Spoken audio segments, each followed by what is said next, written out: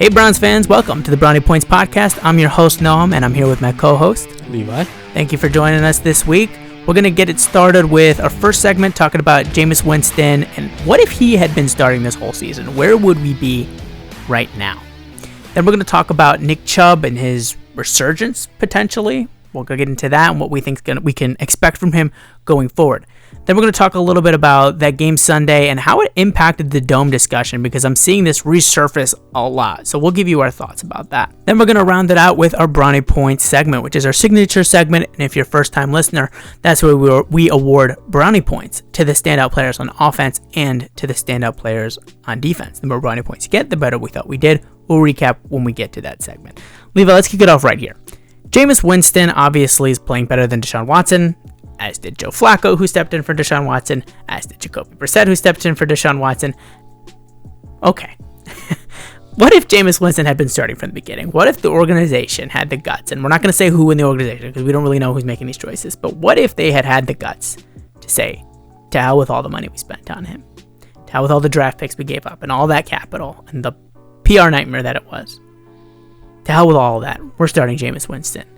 What do you think this team would be right now? Do you think it would be about the same? Do you think it would be in the playoff hunt? Yeah, I mean, I definitely think it would be in the hunt. Where in the hunt is hard to say. You know, I mean, would you be a 6-win team or you be a 5-win team or 7 even? Jameis also is still inconsistent. You know what I mean? He's been not terribly inconsistent here. He really only had a really bad game against the Chargers.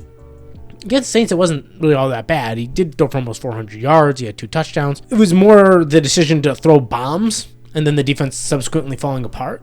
But he didn't do bad in that game. But he still has moments and throws, even in his good games. They're very questionable. Yeah, and even sometimes they don't show up on the stat sheet. There's a number, probably 4 or 5 throws this year that you could easily write down as a pick. Yeah, but it's what it is. You know, you don't always, but you feel like at some point law of averages will work out where you'd have a few more of those games. So, I definitely don't think, we'd be this juggernaut per se. But on the other hand, yeah, I do think we'd have a few more wins. I think we'd probably have 5 right now. Possibly 6, but my guess would be 5. So we're at 3 right now. I'm in agreement with you. I think we'd have 2 more wins. I think 2 more times the Browns would be able to get it done. Yeah, because that offense, when they're going like that, there's just more in the books. I think Washington is a very possible game. Their offense did not get going for a while, and you've seen, actually, if you follow after the Browns game, you can see how they started to drop off. Yeah, they're kind of averaging back out. They're coming down a lot. So, yeah, if they were struggling at first against that Browns defense, if the Browns offense had actually gotten moving, forget about even just a first down or 2, which would have been nice, but actually getting points on the board, who knows what that game looks like. And we can go through it, but there's a few more. I'm guessing 2. I think 3 is a real possibility. And if it had been 3 more, you're looking at 6 wins. You're playing the Broncos coming up, which we'll get into later. But, that's the team in the wild card right now. You'd be fighting for it all. So, yeah, you'd definitely be more competitive. And that's the frustrating thing is it's not that you found a diamond in the rough, like Brock Purdy, right? And you could be frustrated if you were the Niners if let's say you had more of a Browns type season where the guy you started ahead of Purdy is as bad as he is, but you found Purdy later. Now you're frustrated because you're not going to make the playoff, but you're like, and we can get into exactly how good Purdy is. That's a whole other conversation. But the point is somebody like that, a diamond in the rough, a Russell Wilson, Purdy, you find him in the middle of the year. And now you're like, oh, wow, what could we have done? He's your future. But that, at the same time, is a diamond in the rough. With this situation, we're not dealing with that. We're dealing with backups, right? I mean, and Flacco, by the way, came down to earth with the Colts. Yeah. After a couple games, he came back, came down to earth. Not looking great. Got benched again for Richardson. So, I shouldn't say again, but, he was out. Yeah, and obviously Joe came back to earth against the Texans in the playoffs. Yeah. As well. And then you're seeing, obviously, Brissett, we've seen do it, and we've seen Jameis. And the point is that what's frustrating is it wasn't that you found this guy, this out of nowhere guy, there's someone in the draft later down who's a big player that could be the future, but those are harder to find. You're dealing with guys that you can find all the time. Pretty much every offseason these guys are available. Yeah. These aren't world-class quarterbacks. I mean, Brissett started for the Patriots this year, not blowing anybody away. Yeah. Right? I mean, so you have these guys, and then you're sitting there going, well, these are very achievable. That's what's so frustrating. What's frustrating is there wasn't some big hill to climb. It wasn't like, oh, why couldn't you have found? I hate when some fans, be like, oh, there's this guy, and it's like, you know what I mean? Like, yeah, everybody missed on him. That's why he went in the 5th round. Yeah, when they're like, hey, this guy was taken in the 3rd round, and then in the 5th round, Tom Brady was taken. 6th round, Tom Brady was taken. Oh, can't believe they missed that. Like, yeah. Even the Patriots missed that. It was one assistant coach who begged Belichick to take him. He's like, all right, I'll take a flyer in the 6th. Belichick didn't even know. Yeah. It's a whole other thing. But that's my point. It wasn't some crazy situation. What's frustrating is you're getting such a higher level, such a discrepancy in offensive performance from high-level backups to mid-level backups. And you're getting really good performances. You're like, well, that's not hard to replace. You could get that until you could find somebody good, and it's so frustrating when you then dump all this extra money in the back end, because otherwise, if you had done it normally, it'd be like a $55 million cap hit instead of an $80 million cap hit. Well, you can stick a Winston-esque type guy in there and actually still have $20 million room, so you can do some other things. You're not totally handicapped until you can get rid of him.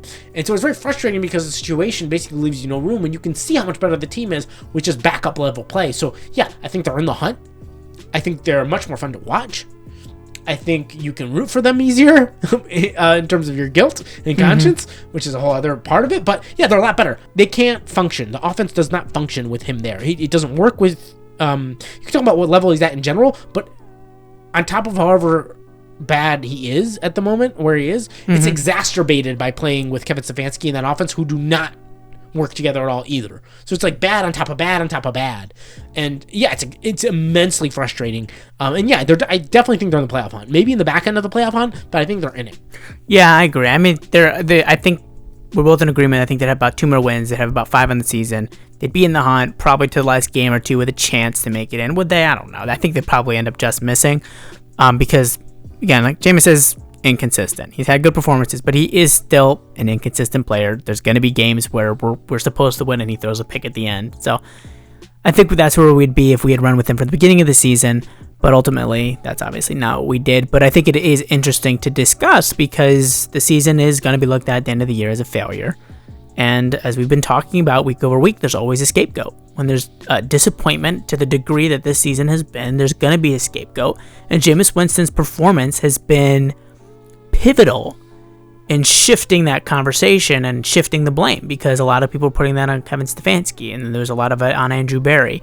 And I'm not saying that either of them are completely absolved of that. That's a discussion for another time, a discussion we've actually already had. But I'm not saying they're completely absolved of any blame, but it definitely lightens the load. It definitely cools the fires a little bit, right? Certainly on Stefanski, you can go out and say everybody was fine except for Deshaun Watson, pretty much, right? Andrew Berry, some of his decisions don't look quite as bad. Is the offensive line amazing again? No, but it doesn't look as bad as it did under Deshaun Watson. Cedric Tillman, one of his, who just looked like another guy in his long list of missed mid-round wide receivers, which he loves to take, actually now looks pretty good. So a lot of these decisions that they made don't look as bad, because we were talking about that. Hey, like, you can blame Andrew Berry for this atrocious offensive line, but it turns out whatever, they're still like just not great, but they weren't as bad as it was.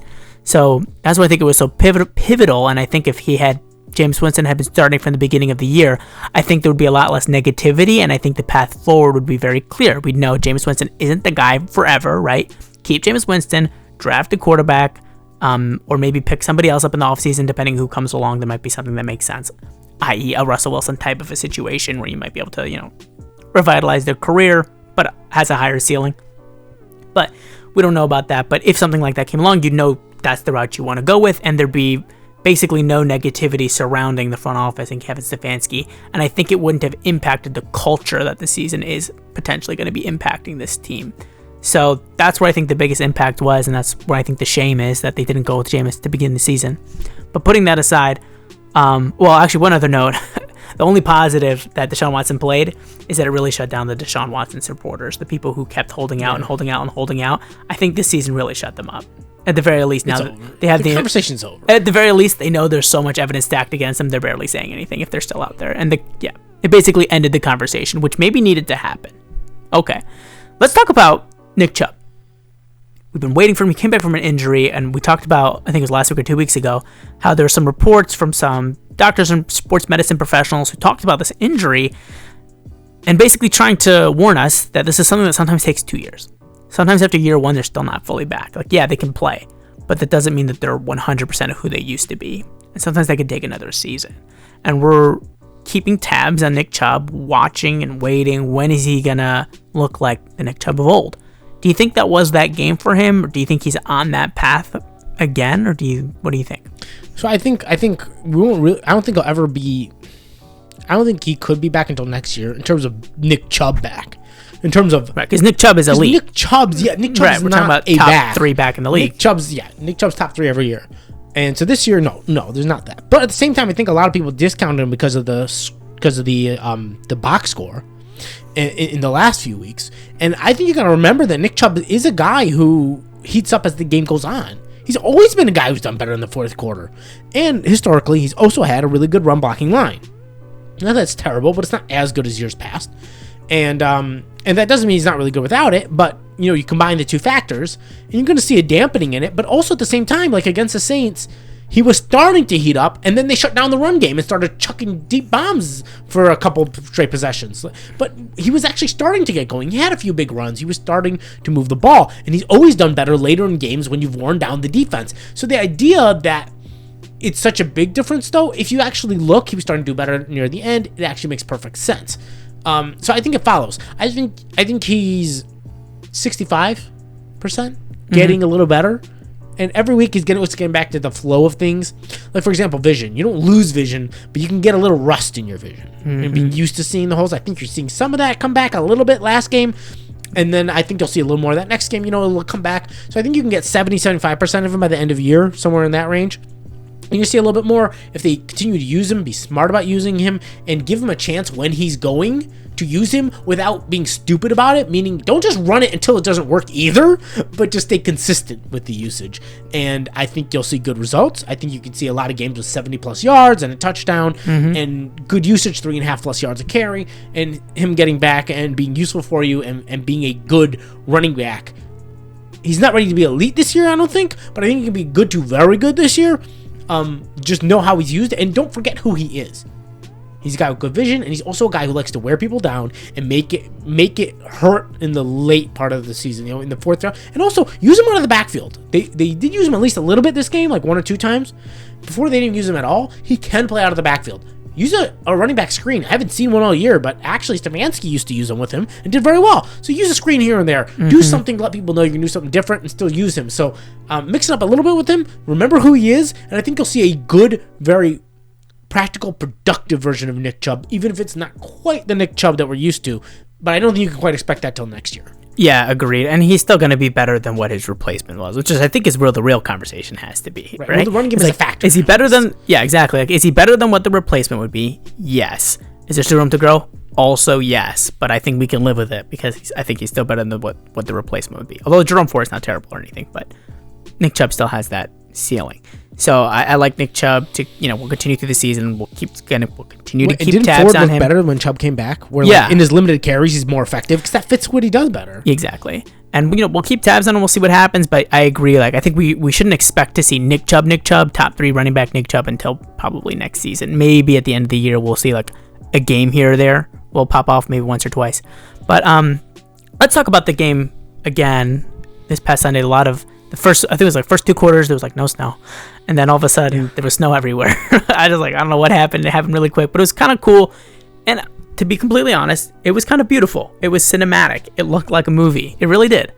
The lighting, the snow falling, the thick pieces, it was immaculate. It was a great viewing experience, and the game was a good game.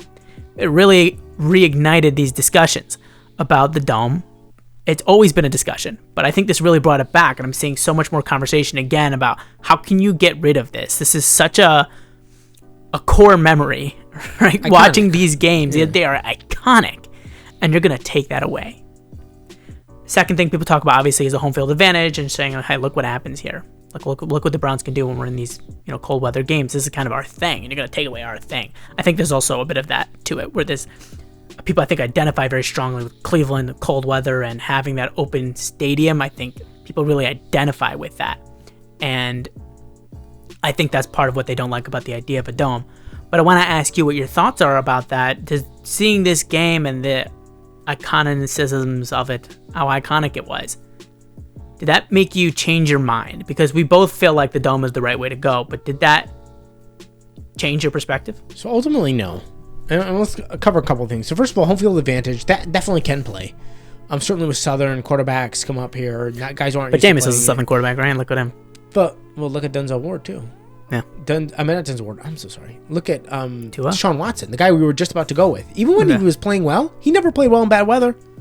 So we were about to go out there, and we could be burned by playing at home in the playoffs if he would have been there. So I'm just throwing that out there. It's not necessarily better because you don't know who your quarterback's going to be. Right. If you take quarterback from you end up with Jared Goff. Guess what? You don't want the bad weather. So first of all, it's a question. It depends who you get, but it can be great. It can be great, but like not always. A lot of times when you're facing the really great quarterbacks, it doesn't even matter. Patrick Mahomes plays well in the snow. Tom Brady played well in the snow. So if it's not going to neutralize the really great quarterbacks, and we're really going to have this conversation because of the good quarterbacks, it's like, where's the balance in there? Josh Allen's not affected by the snow. Yeah. So, and obviously, now is not forever. Domes are at least 15, stadiums are 15-year type deals. The point is, look around now. Is it really so evident that it would help you? Not so certain that it would. And helping you get past one game in the playoffs is not really why you would award and put up a dome. Again, it could bite you if your quarterback isn't the guy you wanted. So, a couple of different aspects of that, but ultimately the biggest reason is, and this is just classic in decision making. Everybody will tell you, everybody will give you advice about your life, and it applies here too, especially business, whatever. Don't make a permanent decision based on this temporary situation. Yes. You have this big moment, it's this big feeling, and that is great, and I totally get it. It is beautiful and cinematic, and also it stuck out because it's the only game like this I can remember in the last 5 years. They just don't happen that often. You don't make such a big decision, which reflects the ability to we're already gonna have a stadium to have, concerts year round and all these big events coming through, possibly Super Bowl, whatever else. But all these big events that can come through now because of it, and all that it can bring in, tourism and etc. You don't throw that all away because of one game every 7-8 years.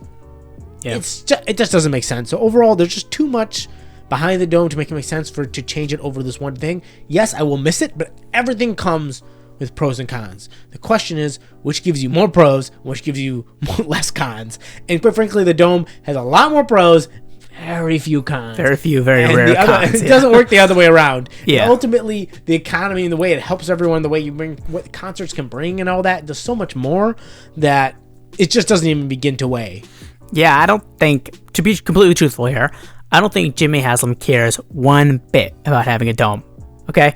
For us, for Browns fans, a lot of times we're thinking about the fan experience, going to the game, to be like, getting rained on, getting snowed on, in the cold, having to wear, a beanie and gloves and a coat and a blanket just to be somewhat comfortable. I know some people have their shirts off at the games, but the average fan is not doing that. The average fan is not thinking about that. The average fan is thinking about what is my experience like at the game.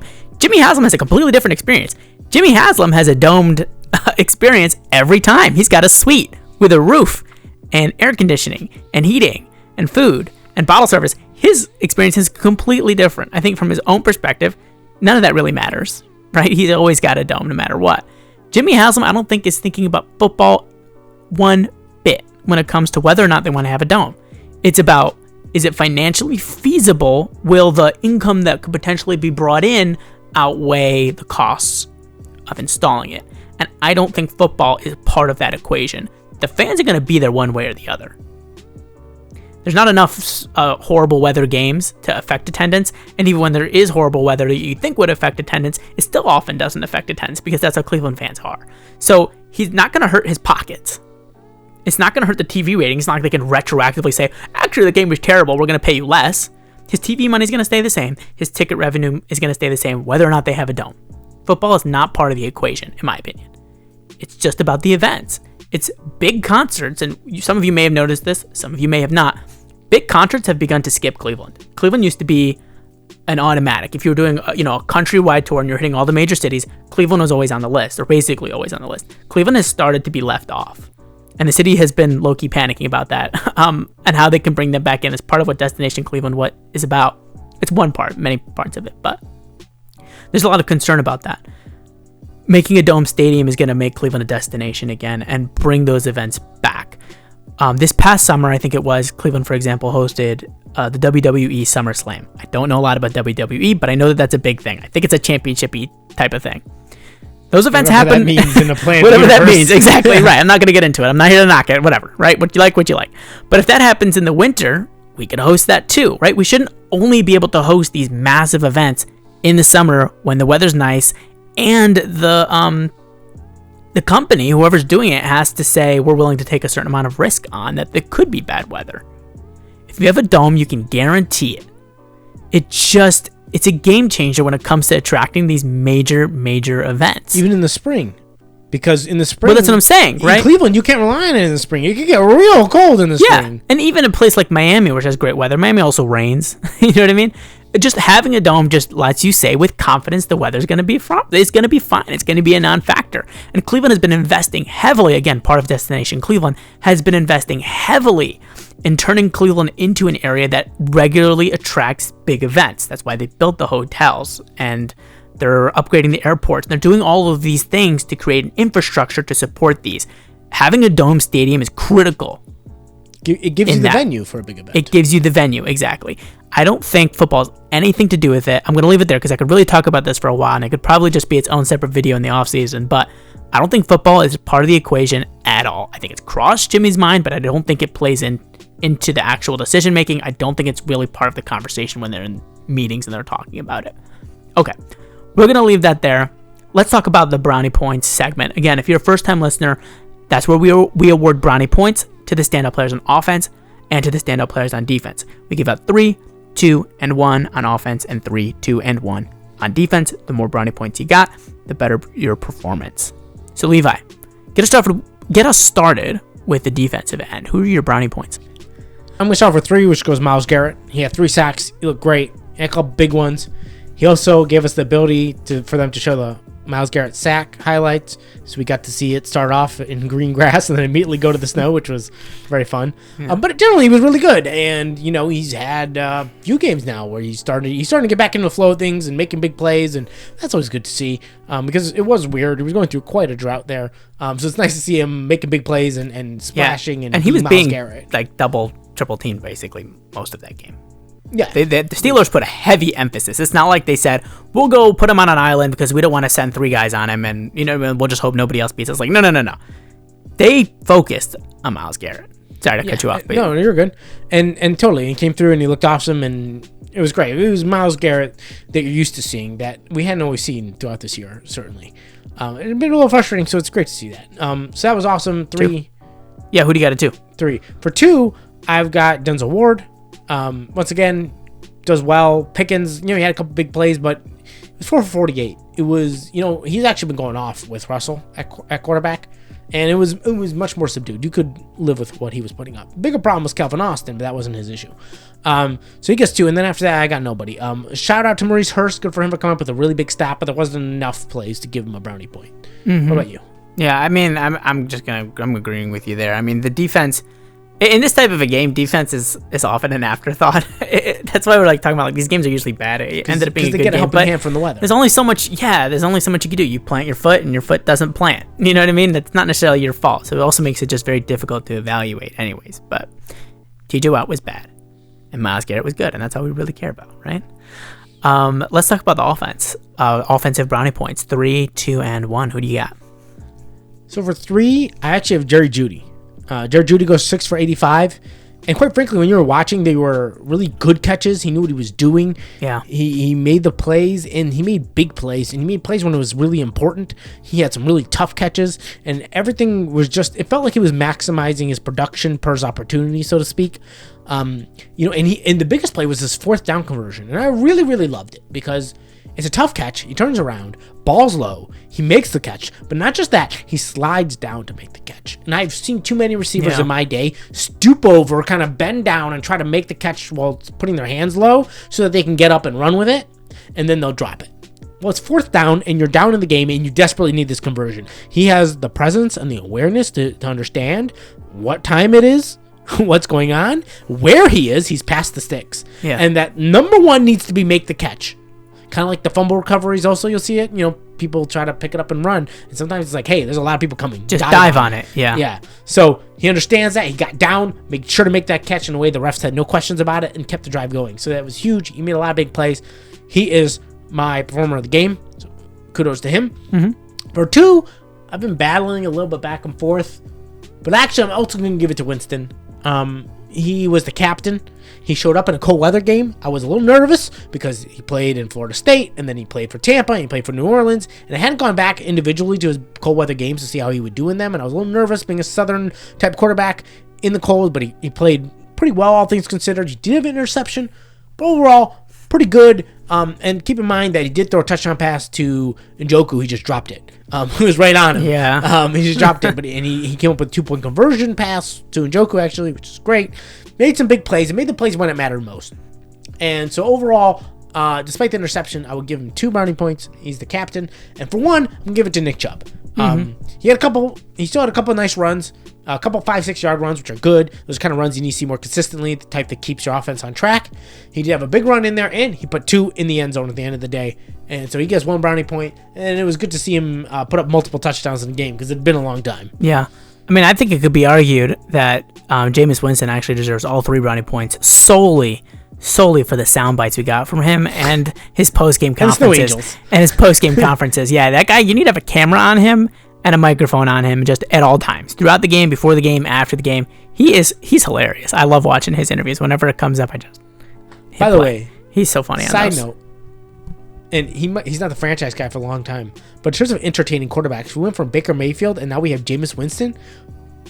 I mean, entertainment value. Yeah. At 100. Jameis has been very entertaining, which probably is frustrating as hell when you're losing.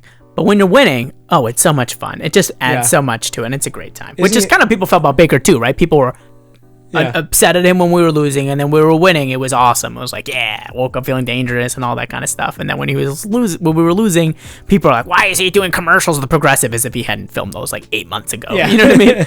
But regardless, right? Like Baker's gonna call him up on the phone, like, pull the ads. I had a bad game. You know what I mean? I'll give you back the 2 Put them back on when my completion percentage is above 60%, right? Like, whatever. Anyways, that's how fans are. But it's been a lot of fun, and hopefully we can keep winning. I would love to just see more from Jameis. Also, there's no pressure. So like, even when we lose, we don't feel as much on him because he's not the franchise guy. We know he's not the franchise guy. Exactly. So when he does this little W thing, we're just like, yeah, fun, Jameis. Doesn't he just feel like he's out there just having a great time? Remember, like Ryan Fitzpatrick?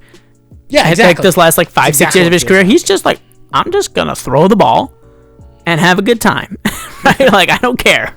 And he knows that he's going to have enough good games that teams are going to take. Together in Tampa. Yeah. Well, it would be fun if he became the next Fitzpatrick of types. Yeah. Where it's a different he might type be, of though. fun, like, bounce around at the end of his career. Throws a bunch of yards. Exactly. There's some magic. There's some downsides. It's just, hey, have a good time. Exactly. So you know what? Like, on a season that's lost, maybe Jameis Winston isn't the worst guy to have around, right? At least it'll be entertaining. So, Definitely. Yeah. All right. Well, if you're looking for our preview, our look ahead segment, which would be the Browns versus the Broncos. That'll be a tough game, but we'll preview that in its own separate YouTube video, which will be uploaded hopefully around Thursday or Friday. We've been having some issues with the editing software, which has caused inconsistency in our uploads, which is something we were very much on top of, and something that we really care about is, you being able to rely on these videos every single week.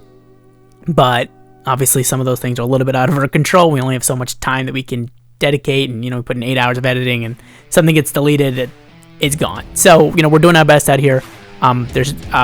Was able to fix the issues, so this video should be able to be out on Thursday or Friday, and we should be able to get back on track with posting consistently. And thank you for sticking with us. Thank you for listening, and we will see you next week.